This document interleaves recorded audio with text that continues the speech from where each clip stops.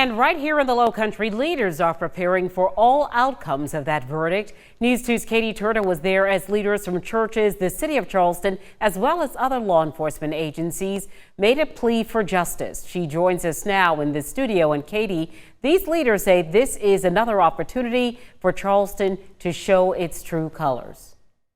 That's right, Carolyn. The city has felt the share of racial injustice, from police shootings to the murder of the 9 innocent churchgoers.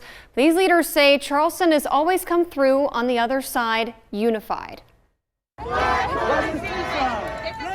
Injustice dating back centuries, many feeling their voices were never heard. No justice, no peace. The death of George Floyd, a tipping point, sparking protests across the nation. It was the height of racial injustice, in my humble personal opinion. For more than a year, the Holy City has been a battleground as thousands fight for justice. The status quo has to change, and we're going to change it. Lessons learned from mistakes made. To get through this safely, peacefully, without violence in our city.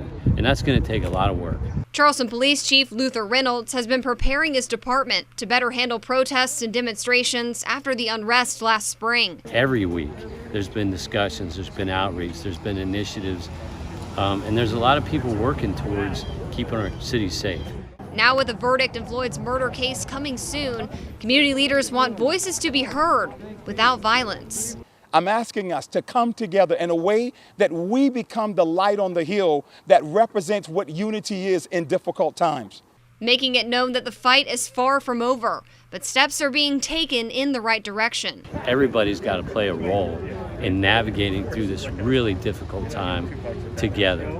From law enforcement to faith leaders and city officials, the goal is the same: working to become a more unified Charleston. We will come together as a community. We will be united.